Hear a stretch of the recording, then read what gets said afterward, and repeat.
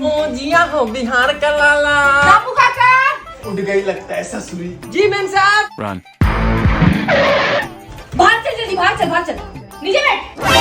सुन, आज से मैं जिम जा रही हूँ, तो मैं तेल का बिल्कुल नहीं खाऊंगी, तला हुआ बिल्कुल नहीं खाऊंगी, मैदा तो बिल्कुल भी नहीं खाऊंगी, चावल नहीं खाऊंगी और रात को डिनर भी नहीं करूंगी। और नाश्ते में मुझे रोज क्या चाहिए?